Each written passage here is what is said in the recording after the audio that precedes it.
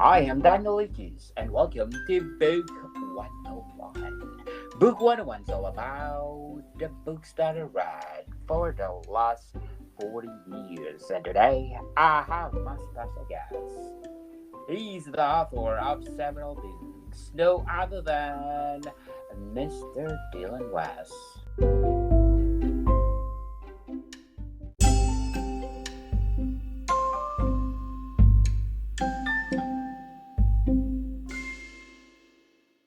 Hey, Daniel, how you doing? I'm fabulous like you, Mr. Dylan, and thank you for your time and welcome back. Oh, well, thanks for having me. And for our listeners out there, can you please introduce yourself again? Sure. So I'm Dylan West. I'm the author of the Scribes series and the Emulsipation series. And those two are related. So Scribes Descent is the book one of the main series. Emulsipation is the series of novellas that are kind of like cartoon shows that the main characters of the Scribes series quote from. It's kind of like their Star Wars. So Yes. I want to do a reading from Emulsipation. I want to read chapter one. I also want to read at least some of chapter one of Scribes of Flame for you, because Scribes of Flame, book two, that just came out about a month ago. Yes. Congratulations for the new book, Mr. Dylan. Oh, well, thank you. Emulsipation, can we do the recap before we do the reading? Sure. So this one is about a young slave named Gidov.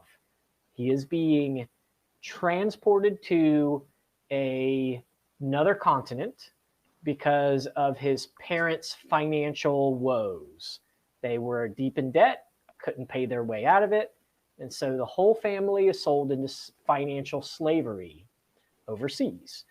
Well, Gidov, he, like the night before they were due to land on the coast of this new continent, at night he decides to jump overboard and swim to hopefully one of these random islands that he's seen in this part of the ocean before. And when he washes ashore one of these islands, he finds some rather interesting creatures that end up helping him. So, Mr. Dylan, Emulsipation is the prequel of Scribe's Descent, or Scribe of Flame. It's not really a prequel as much as it's a completely separate story, a whole different series that takes place 1,000 years prior to Mallory's day in Scribe's Descent. So it's just like additional reading from both of these series. Yeah, it's like lore that also happens in the same universe. Wow, interesting, Mr. Dylan. So can we do the reading? Well, chapter one is, I mean, there is no prologue, but chapter one's pretty short. Okay. So yeah, I'll go ahead and read that. Chapter one is called Jump Day. After tonight's jump, Gidov would be a slave no longer. He'd rather throw himself in the ocean than end up on another Gorizon plantation. Gorizon. Now there was a corrupted fruit. One slip of the hand and its poison barbs could kill a man, or make him so sick he wanted to die, a fact he learned last autumn. Never again. The waters of the South Defsian would show him more mercy than these crewmen and their eager scourges. Gidov ought to scuttle the ship before he jumped, but there were other slaves aboard, shackled to the deck and berthing. Gamble with his own life, but not with theirs. They couldn't see him up here in the crow's nest, where he enjoyed cool breezes and witnessed colorful sunsets like this one. A good thing, too, they'd only resent him more. Gidov pointed his telescope at a set of nearby islands and smiled. Those would make the perfect hiding spot. Though he didn't truly know any of the slaves but his cousin, he still hated abandoning them. But what could he do? Steal a key, unlock their shackles, and sneak them overboard? They'd never make it to the rail. He already felt guilty that he, still young, could walk freely about the ship. That would change on the voyage back when he turned 16. Then he'd be locked up with the adults. Better escape now. Gidov flexed his writing hand. The first mate said it was too valuable to be chained to a deck, but that made no sense. His hands were in danger each harvest, unless the captain meant to spare him from picking Gorizim this time. If that happened, the other slaves would learn of it and hate him even more. Perhaps enough to arrange an accident for him. Only his cousin Tamayasel cared about him, the one friend Gidov had left. Leaving him behind would strain his conscience to the limit, but Tamayasel had made him swear to jump overboard and swim to freedom. Now Gidov had to live with that promise or be drowned by it. Their wooden prison would anchor at Oximic Coast sometime tomorrow. He didn't dare wait until then because patrolmen always caught runaways on shore. Plus, these strange isles seldom ventured close to land. Only here on the Sea of Rafts did islands seem to float close to land. Only here on the Sea of Rafts did islands seem to float atop the waves. Most passed it off as a trick of the light. Gidov wasn't so sure. He peered through the eyepiece at the nearest island, hoping for a hint of life. Lookout duty was the one task he enjoyed. This high perch put him far from his masters and magnified the peaceful rocking of the ship. Best of all, it allowed him to sit. Among the young slaves, only the most obedient were chosen as lookouts, and Gidov made a great show of outward obedience. That would end when dusk ripened into night and clouds blotted out the stars. These weren't storm clouds, but if they were, what of it? He'd likely die out there no matter the weather. At least the darkness would cover his escape. Tonight's duty roster had him swabbing the fantail. He'd have a taskmaster not 10 paces away, but it was bound to be Eurus, who played grox with the other deckhands. At the end of a long round, when the pot was fattest, that would be the moment to act. Gidov looked down at his scratchy garment they called a smanarin. Stained black with grime, it would blend right in with the inky waters. He'd been extra careful to avoid getting lashed this week because blood attracted Ayatuan. Sharks, not known to hunt people actively, would be a bit better.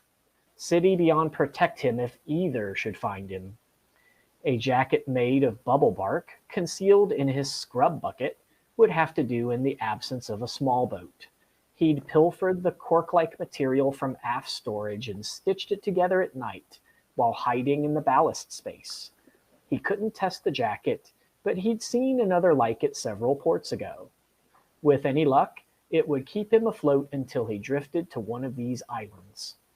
Questions swirled in his head. How did land masses drift about? Were they home to deadly beasts?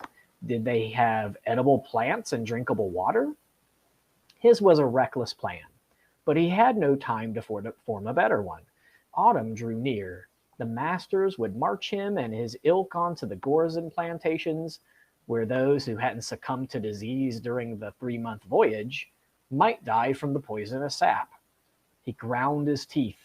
No more 20-hour days in Grolnid-infested fields. He would jump, and the time had come.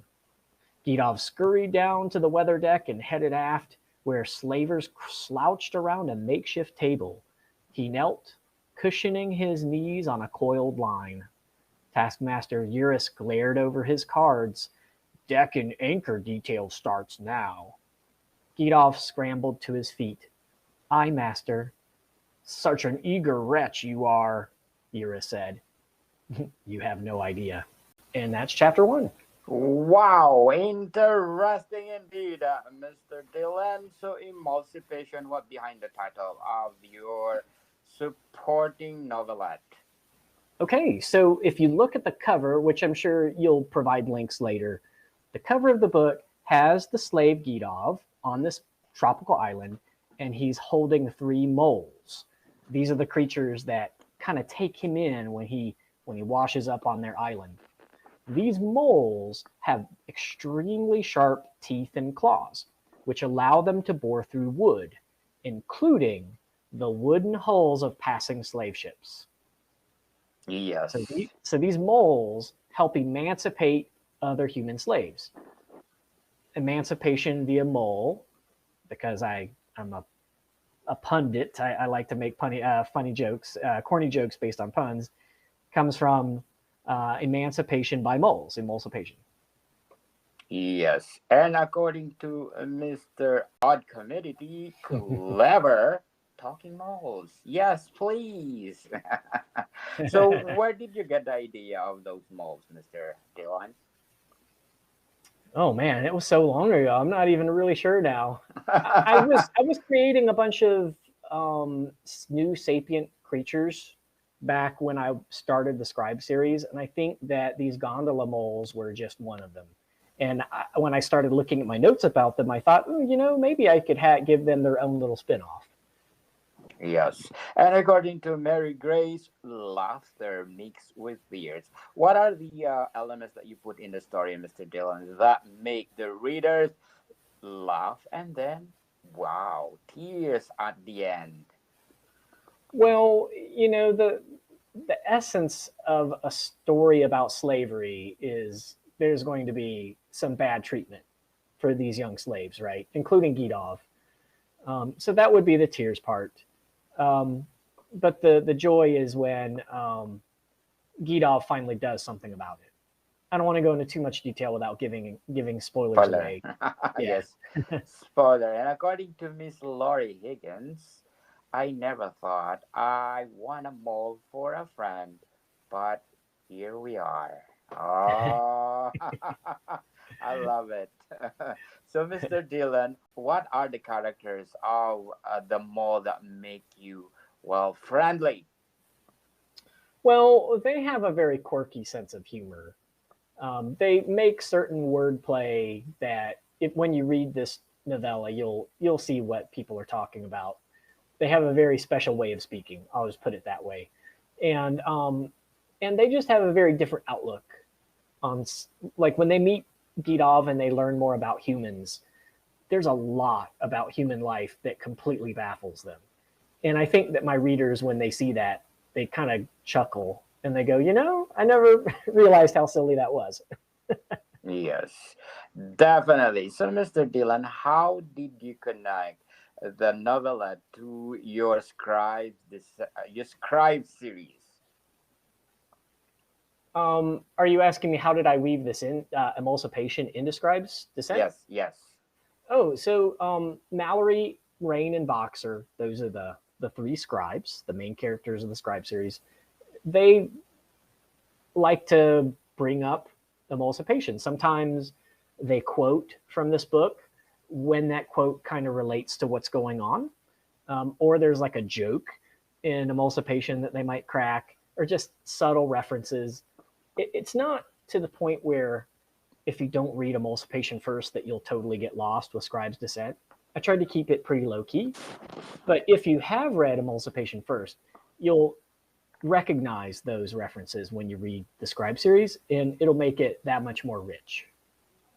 Wow, interesting, Mr. Dylan. But before we go into your Scribes series, I want to shout out to the people listening in Trinidad and Tobago. Thank you so much for supporting this podcast in Port of Spain. I got 42% audience share. Siparia, 25% audience share. Shagagunas at 17%. Penal Bebe at 8%. And last but not the least, Diego Martin at 8%. Thank you, Trinidad and Tobago, for supporting this podcast, because this podcast is created to empower writers all over the world, like Mr. Dylan West. So, Mr. Dylan, let's go to your latest book, Scribes of Flame. How did you connect to emulsipation? Okay, just like in book one, book two just does more of the same. As the scribes continue down the big mine shaft, they run into new situations, and a lot of them remind them of things that happen in emulsipation. Yes. So, can you give a situation without spoiler alert? Uh, a situation that the connection is there. Oh, they see a tropical bird, down in the bio prison that they totally were not expecting to see. And they said, this red-plumed Corialty was mentioned in emulsipation. So that's Oh, wow. one example. They realize how tropical of a place they're in because of the kind of bird they saw there. Oh, wow. Interesting, people.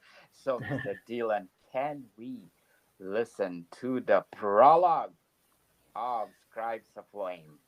Well, I don't have a prologue. I try to avoid those when I can. The Okay, first chapter. the first chapter is 9.5 pages. Oh, wow. Can So we? is that good? Is that too long? Do I need to break it in No, half? no, it's good. We can Okay. listen to you. Okay, here's the entire chapter 1 of Scribes of Flame, which is book 2. Chapter 1 is called Sanctum of Sweat. Mallory held the sword of Cyros in high guard position, ready to strike. Byron, the handsome prince in ugly armor, lunged at her with a two-handed spear thrust. More by instinct than skill, Mallory swiped down at an angle, lopping off the spearhead. This would have been impossible with a normal blade, but her sword's supernaturally sharp edge made the cut effortless. While the prince's momentum carried him forward, Mallory sidestepped and slashed upward, stopping the blade just shy of his neck. Onlookers gasped. He regained his footing and grinned. Good. You stopped at the right moment. Mallory had begged him to let her use a regular sword instead because she might swing a little too far. She had zero experience with flirting, but lopping off body parts seemed decidedly unromantic. But so was this training area. Its windowless brick walls adorned with weapon racks looked nothing like the rest of the palace. Staying with royalty for the past week made it easy to forget she was a mile underground in what should have been an empty mine. Until 3 weeks ago, Mallory had no idea an entire civilization had survived down here. Nicknamed the Bio Prison, this mine was rumored to harbor all manner of monsters. Friends back home didn't know how true that part was. Bloodstains on the floor and gouges in the stone transported her back to the room swarming with Ragna, that oversized mantis she'd rather forget. Prince Byron's armor was once its carapace. Even without that memory, the air here still smelled of struggle. And yet this was the prince's favorite place. Your instincts are good, he said, but the sword of Cyros makes them better, as will practicing with it. Mallory resisted the urge to complain about the training. The bio-prison killed the weak and unwary. Here in the city of Physis, one might get by without brutal strength and deadly skill. But to venture outside the city walls, well, that was different, especially now with the rumblings of a coming civil war. Most of Prince Byron's training partners were bigger than him. They watched from the sidelines, meaty arms crossed, scarred faces smiling approval. No wonder the prince's armor was packed with so much muscle. He'd been forged in rooms like this, fighting men like them. He dropped the ruined spear, pulled off his helm, and ran a gauntleted hand through his short brown hair. We need a new tactics guide just for that weapon. A blade like that lets you try stunts you wouldn't risk with a normal sword. His olive green eyes turned light blue, indicating his pleasure. Only one of the quirks Mallory discovered in recent days. His voice sang with joy when he spoke of combat, as if fists and blades were the sun and moon in a place without such things. He didn't seem the cruel type, taking thrills in the harms of others. No, his thrill came from puzzling out how to beat taller and stronger opponents. And now he'd inducted Mallory into this essence of himself, swept her in his sanctum of sweat and soreness. This was nothing exclusive. He sparred with many. That's how he trained his brawny limbs to bend like Myophos tendrils and strike almost as fast. And yet, their sparring meant something special, letting her into a place his guards never entered, a place that pushed aside the rest of the world. With her, his eyes softened the air around them, but with his men, they sharpened into razors. Mallory snorted, probably because his men posed a real challenge. Thankfully, the palace guards kept loyal to the king. As for the militia regulars, well, it was hard to say which of them might defend the city and which might lay siege to it. Applause broke out on the sidelines, shattering her reverie.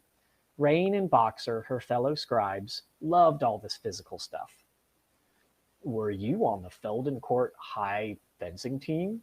Boxer asked. Rain tilted his head. She was homeschooled, remember? He shifted his gaze to Mallory. Were you in a homeschool fencing league? She stared at the dark weapon, marveling at how comfortably it conformed to her hands. I think it's wielding me, not the reverse. Which makes sense. This sword was meant to be used by the scribes of legend, and Mallory was one of them, a fact that still flipped her brain inside out. It's teaching you to use it? Boxer scratched his head and shrugged.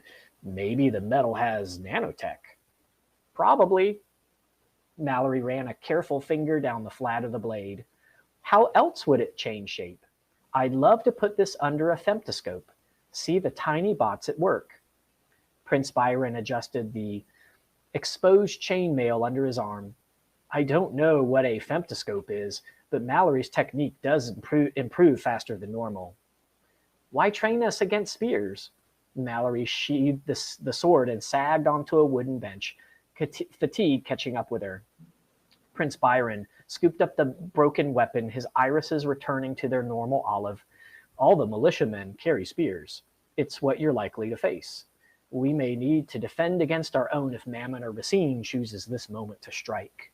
For now, he seems content to help with the emergence. Emergence.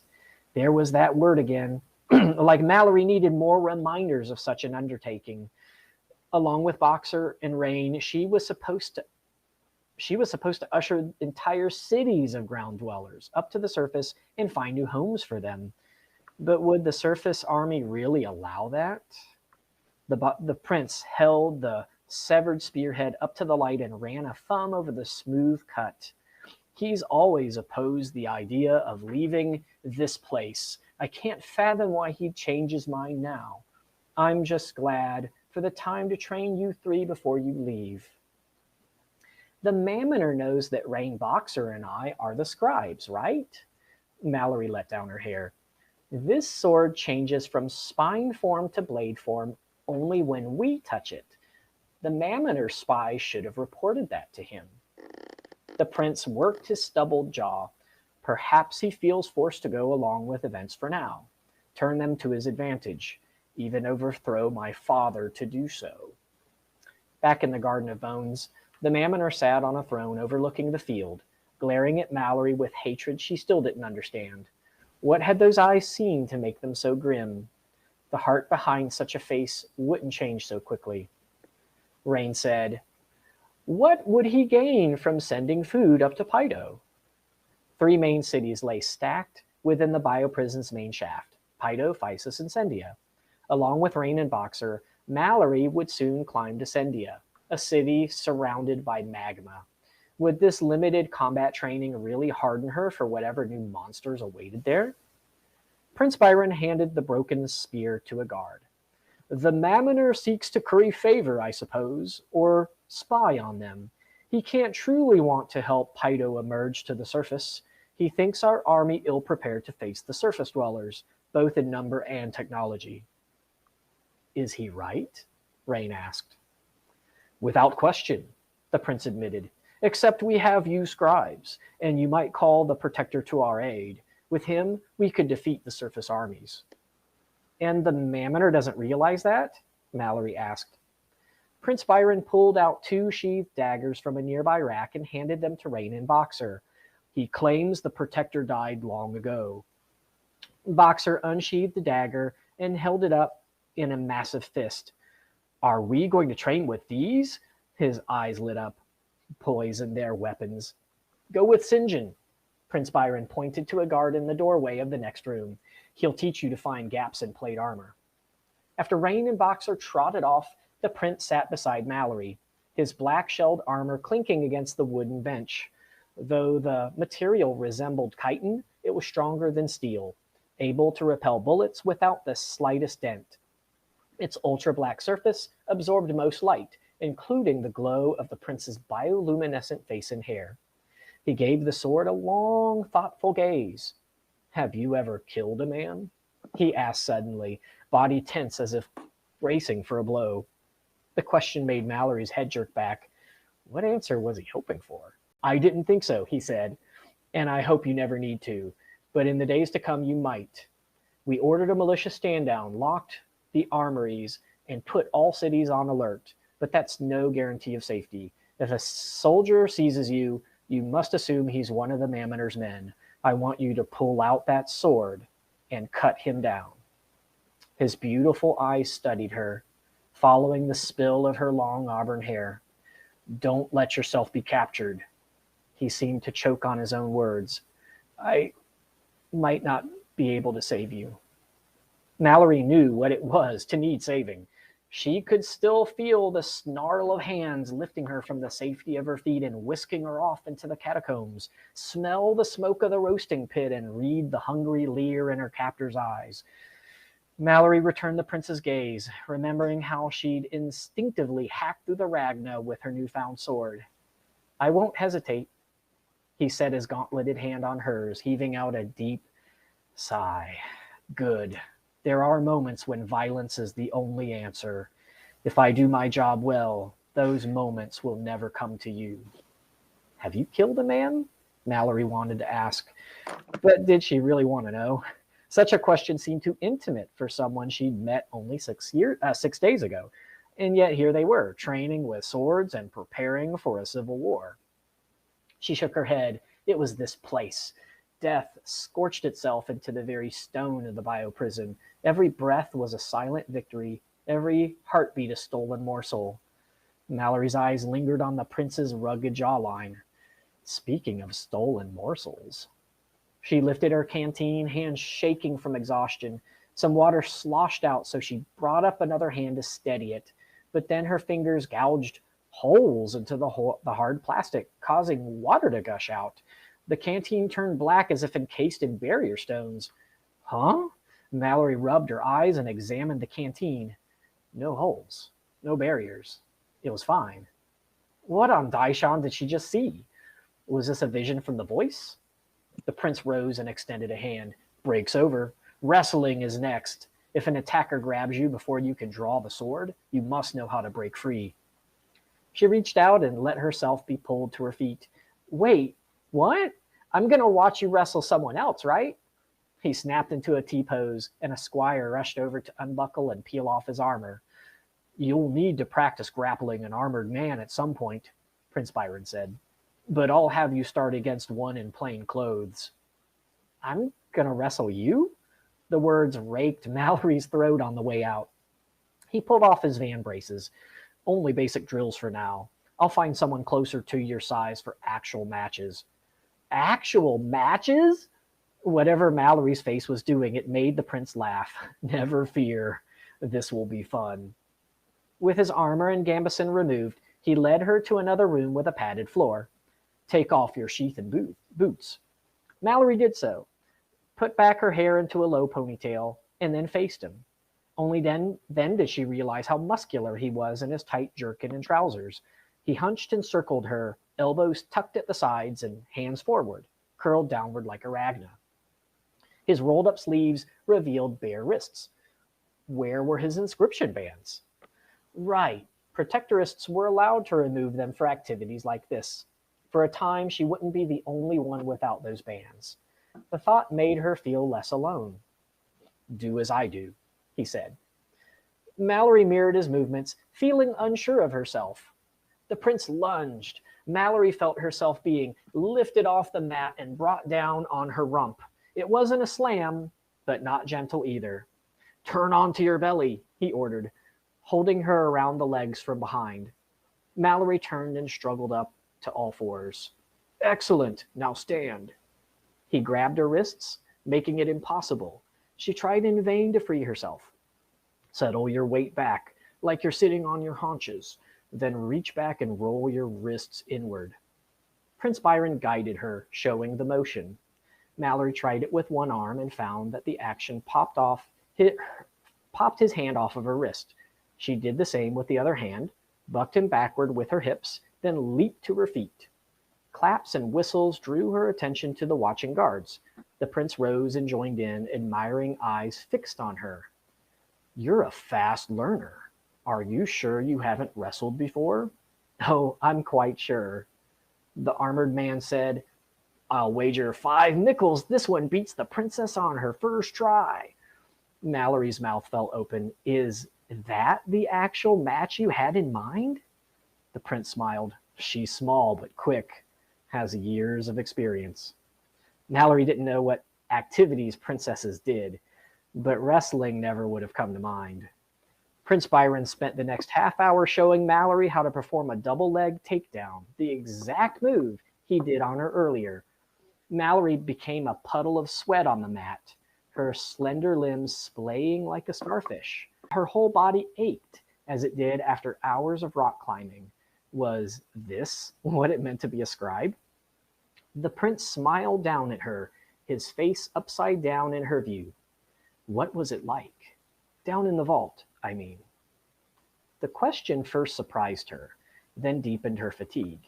She searched the room for guards. Seeing none, she said, "Have you ever held your breath for over 2 minutes, certain you'd never breathe again?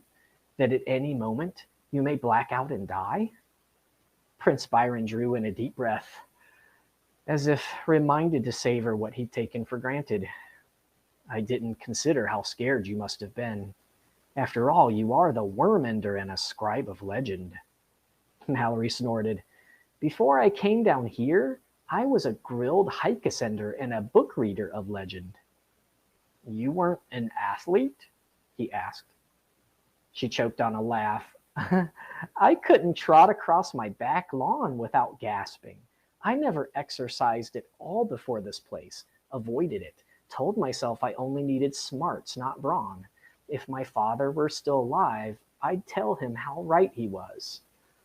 If my father were still alive. She said things like that now. Mother was gone too, along with the mother of her best friend Leah. All 3 lost in that corrupted quake. The memory no longer crushed her ribs with the weight of an ocean. Time must have cauterized that wound. Hopefully it had done the same for Leah, if only she were here to see her father. Poor girl didn't know where he or Mallory went. Would the facility send her down here next? The prince helped Mallory sit up, his uncovered hand lingering in hers for a jumble of heartbeats. His calluses spoke of untold hours gripping metal. "Fathers are right more often than we care to admit," he said with a knowing smile. "What was yours right about?" "You never know when you'll need to be strong," Mallory quoted in something like her father's voice. I wonder if he suspected I'd end up here, needing a lifetime of exercise behind me. I should have listened. Rain and Boxer spent a decade lifting weights and climbing rocks. If anyone should wield the sword, it's one of them. Prince Byron shook his head. "I've watched them with it. They're competent, but not natural like you. The blade doesn't teach their hands as it teaches yours. Which reminds me, we should also train you to use a regular sword, just in case Rain or Boxer have the sword of Cyrus when the enemy comes. I'll give you armor, but it would weigh you down during the climb ahead." The annals describe the way to Sendia as a straight vertical channel without stairs and few ledges. He held up a helmet and made a chopping motion against its side. "Besides, armor won't protect you from heavy blows. Even if a sword doesn't cut you, its blunt force could break your neck.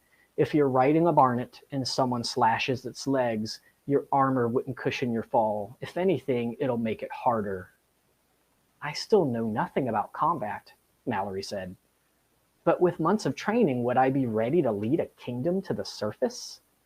As an 18-year-old, Mallory hardly felt ready to raise kids, let alone deal with a whole nation. She took up her canteen again, imagining its plastic splitting apart as if by a quake. She gasped, finally understanding. "We may not have months." "What do you mean?" "Armor can't protect against heavy blows. Well, the barrier around the bioprison acts like it's armor, but the recent quake still damaged it on the inside. You said the water flow rate fell in recent months. I think this might be the cause. Are you hearing this from the voice?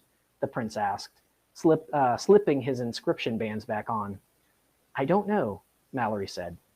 Maybe, but not in words, more like an impression. She closed her eyes and visualized the bioprison as a vast underground vault encased with black barrier stone. She zoomed out her mental picture to include the surroundings. Above it lay the Fassy Mountains and the watershed region beside them. Below that sat the Feldencourt Aquifer. The quake had destroyed that whole area, including the aquifer. She opened her eyes. The ground beyond the barrier isn't protected. The quake broke it, compromising the source, which brings water into the bioprison from the outside world. The quake might have disrupted it. Her words appeared to knock the wind from him. So this water slowdown isn't temporary? No, not if my guess is correct, Mallory said. But the protector wouldn't let 1,000,000 of his people die, would he? 1,000,000? Mallory asked. More, actually, the prince said. But let's go get the latest flow readings at the palace farm. Mallory grabbed the sword and put her boots back on, ready to head out with barely a thought for her sweaty state. Let's hope I'm wrong. But she probably wasn't. The last time she ignored a hunch like this, an entire city collapsed and her parents died. The quake had many more people left to kill. Wow. Interesting, Mr. Dylan. And according to Mr. Eric Martinson, shocking twist at the end. Oh. So with no spoiler alert, can you give us the shocking twist at the end? Oh. Without giving us a spoiler, can you tell us the spoiler? No, I will say this. You do get the answers to what caused the quake, but it's a very surprising cause. One that I don't think anybody really saw coming. Yes, and according to Mr. Chris Greenwood, great follow up. Mr. Dylan, what are the elements that you put on Scribes of Flame that make this great follow up? Well, this book actually has some romance, for one thing. Book one really didn't have much of that until kind of the very end. Oh, and it's very pure romance. It's not anything steamy, like, in fact, there's not even any kissing. Because, I wanted this to be for all ages, and, I just didn't want any of that kind of material in the book. There's already so many books out there that do that, and I didn't want to go there. Okay, so according to Mr. Adrian Luzman, Scribes of Flame make me forget to breathe. Oh, I love this. I know, that was pretty awesome, right? I forgot to breathe when I read that. Oh, I love it. Something else, people. So please, let's support this latest book of Mr. Dylan West, Scribes of Flame. And according to Miss Jessica Gokan, an action-packed sequel. If you compare to Scribe Descent to Scribes of Flame, what are the action-packed difference? Oh, well, a lot of the setup that had to happen in book one doesn't have to happen in book two. So there are, I think, more locations that they travel to in book two. And each location they go to, there are some memorable events. Many of them involve actual combat. There wasn't really a whole lot of combat in book one. And the little bit that was there was kind of toward the end. But now Mallory has the Sword of Cyrus, just like I was talking about in the reading of chapter one, right? So armed with that weapon, now she has to use it. Oh, wow. And according to Mr. Michael Higgins, compelling world building sci-fi adventure. So, Mr. Dylan, if you compare Scribes of Flame to a classic science fiction movie?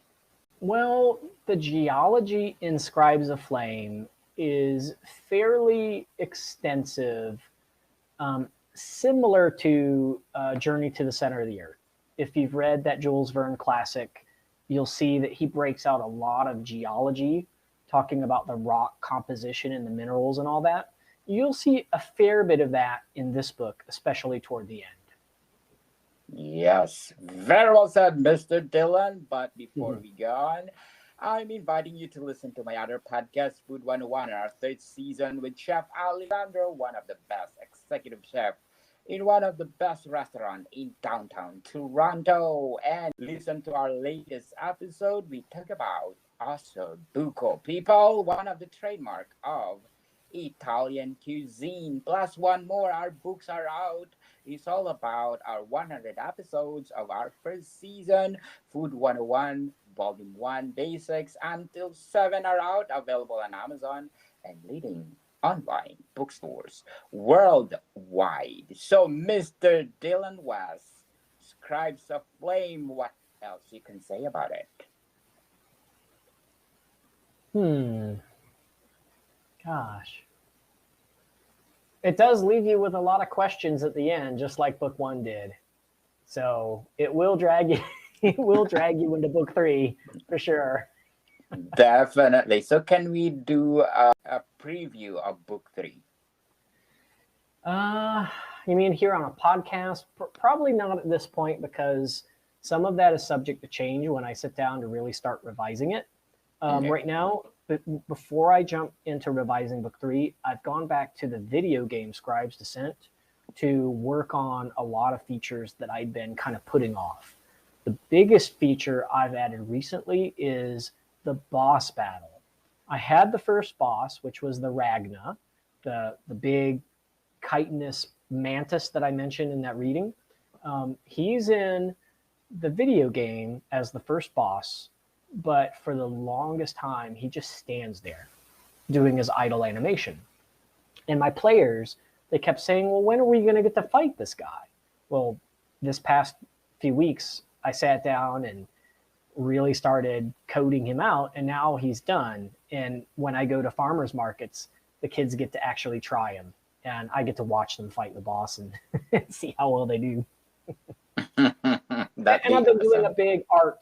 a big beautification, adding a lot more art assets, adding in special effects. Even right before this call, I was creating a water drop animation so that when Mallory jumps into water, it splashes up, water realistically from the surface. Wow. Interesting people. So please invite them, Mr. Dylan, to play the game. Yeah, so the link, Daniel Lucas will be providing links to my website. One of those links will be for the demo that you can play right on the webpage. So right after this, go try it out. See if you can beat the boss. And you'll see Yes. names that you can collect in the game. That would be people who've reviewed any of my books on Amazon. So that means if you go buy my book, any of my books, Emulsipation, Scribes Descent, Scribes of Flame, and you review it on Amazon, I will put your name into my game as a collectible item. Definitely interesting. Mr. Dylan, what language did you use in your game? Oh, you In mean your programming program? language? I Yeah, use C programming Sharp. language. Yep, C Sharp, Oh, okay. because it's in the That's Unity game engine. Yep. I've that's also a been tinkering with the Godot game engine recently, and that one's in GD script. It's kind of like proprietary to, well, not proprietary. It's the one that's used in Godot. I've been playing around with that engine just to try it out. I've heard a lot about it. So sometimes I do these little um, bunny trails off and try other tools just in case one day I might need to start building games and other game engines. I know those engines, you know. yes. So, Mr. Dylan, can you please invite our listeners to buy all your books? Yes, so you can go to Amazon or you can go to my website. My website has links that will take you to the Amazon product pages. Or you can just type into the search bar in Amazon, Scribes Descent or Scribes Aflame or Emulsipation. Any of those ways will get you to a product page where you can get my book in one of three formats. You can get it in paperback, hardcover, or Kindle. In fact, if you have Kindle Unlimited subscription, you can borrow any of my books for free. Wow, people, let's support Mr. Dylan West because if you support him, for sure the series will continue until 200 series. Yeah, and there's no, like I always say, there's no pressure to buy. At least try the sample, Yes. right? Play the game, Read, people. try the game, try the opening chapter, see if you like it. And if it's not for you, no problems. But a lot of people have told me that they were captivated from chapter 1. Yes. So you might be one of those. This might be the next big thing that you really love. And also, besides for buying and reviewing the books, also sign up for my newsletter. This most recent newsletter that went out just yesterday, Boxer, one of the scribes, took over. He kind of hijacked my newsletter and wrote that newsletter issue for me in his voice. Oh, yes. That'd be awesome. Yes, people, let's support Mr. Dylan West. And thank you, Listen Notes, for my latest scores of 26 and belong to 10% popular show globally. Thank you, Listen Notes, and thank you for supporting this podcast. As I said, this podcast is created to empower writers all over the world. So, Mr. Dylan, thank you for your time. Well, thank you, Daniel.